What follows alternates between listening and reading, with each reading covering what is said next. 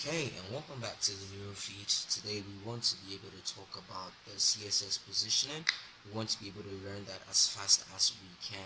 But before we touch on that, I just want to say that this neurofeed channel, which is now concepts.neurofeed, is only going to be talking about really quick concepts. And if you want to build long and large projects, you want to check out the new neurofeed. I'll put the description inside.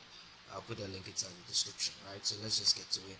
So we have this quick element right here, and we want to make sure that we can understand positioning from this, right? So the first thing we want to do is let's just go to the style right here, right? You can see that we've already applied a number of stylings just so we can differentiate between the elements or the items that we are dealing with. All right. So we want to first of all understand that the positions are basically five. All right, so we have the static, the relative, the absolute, the fixed, and then the sticky.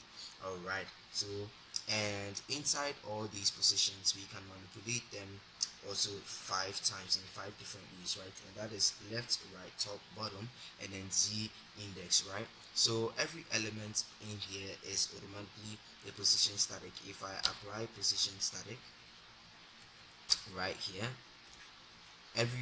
there's no change. If I copy and paste it right here, there is no change whatsoever right here. Right, it's still the same thing, right? So let me just take that out.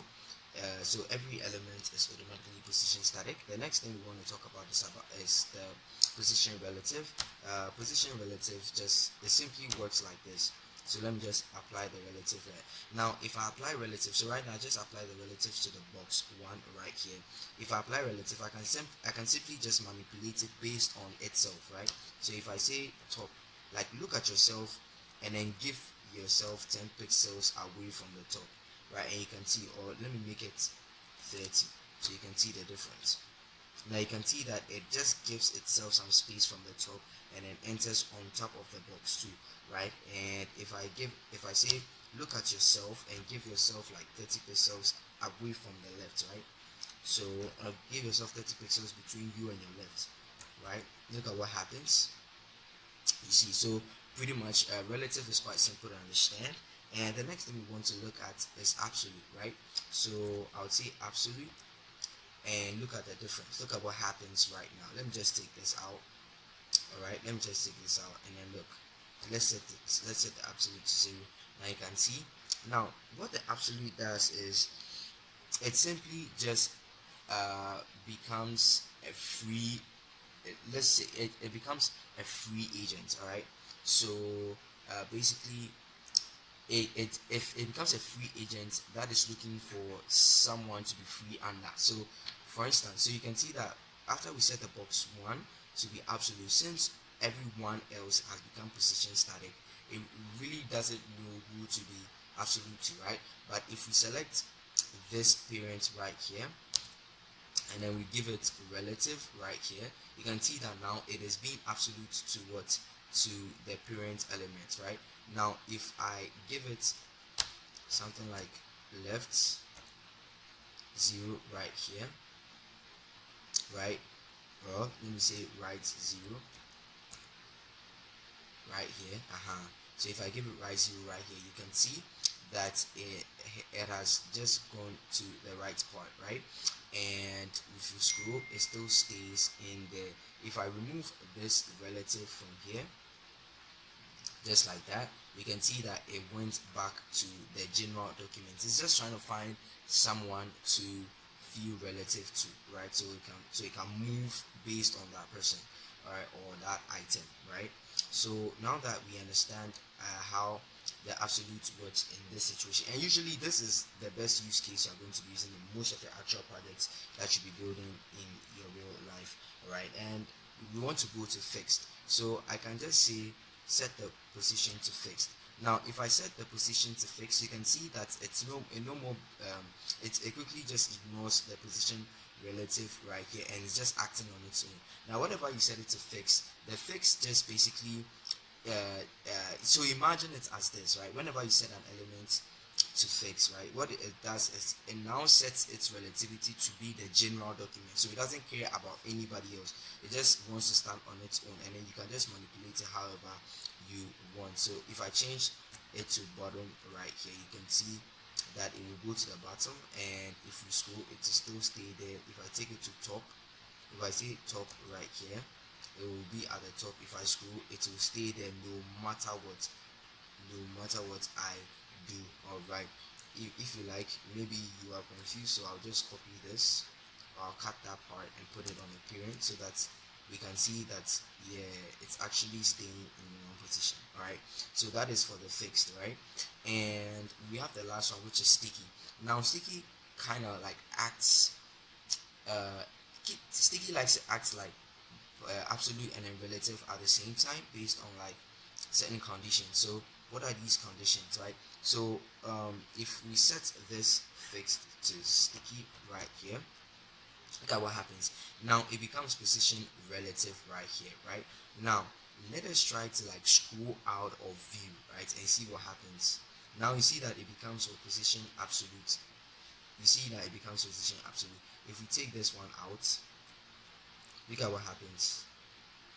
You see, still position absolute, just like that. All right, so pretty much the same thing. So whenever you apply position sticky and you are within like its original position of where it's supposed to be, it will just be there as normal, like it will just be normal, just like the way it's supposed to be, right?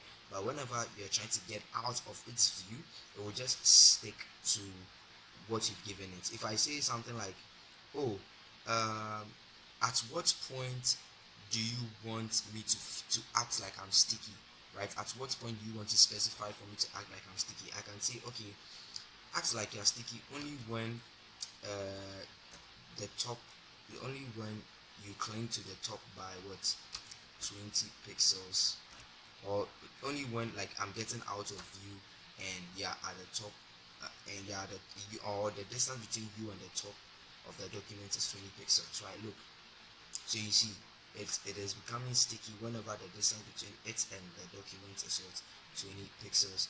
The same thing for this, 30 pixels. Look at what happens, right? And if we just say 0, just like that, like we had done before, it will just stay that way when the distance between it and the document is 0, right? Look, exactly. So, oh yeah, don't worry, yeah, so yeah, it still works regardless of the error in masses. Yeah, it works, right? So pretty much the last thing that we want to look at is the z index. Now what the z index does is, let's quickly go back, right? Let's quickly go back and show you something real quick. So let me make this position relative, just like this, and then set its top to, let's set it top to 30 pixels, just like that. All right, you can see right here, now it's on top of this, right? Now how do I make sure that this 30 pixels right here goes behind this box too, right? I can just give it what, a z index of -1. Now if I say z index of -1, it will just go behind every document that, so let me say it like this, every document has a z index of 0, okay? So if you go -1, that means you are going -1 behind everybody's z index, which is 0. So which means it will put you at the back of everyone else, right? But if you say 1, right, it will put you on top of everyone else, because everyone else's z index is what, 0 at this point, right? So you can see, so this, if box 1 0, if box 1's z index is 1 and box 2's z index is 2, you realize that box 2 will come on top of box 1. So see, look, so you can see right here,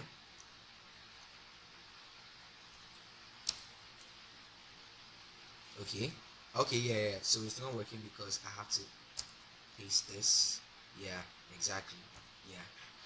So that was close, but yeah, basically, yeah, that, so like I said before, the so like I said before, we have what, 5 positions, which is static, relative, absolute, fixed, and sticky, and then we have 5 actions or 5 ways through which you can use them, and that is left, right, top, bottom, and then the z index, right? So at the end of the day, you want to make sure that you're using all these 5 ways according to the positions, the different positions that you're assigning to them. So that is why we have to always make sure that we have the position relative, or we want to always make sure that we have a position specified whenever we are using any of these 5 ways, which is what's left, right, top, bottom, and then the z index, right? So you can see, so if I set it to 2, it still stays on top, but if I set it to 0, you see that because z index is 1, it will just come on top of it. Alright, so that is just the concept behind everything that we just learned about CSS position. Thank you very much again to this part of the video.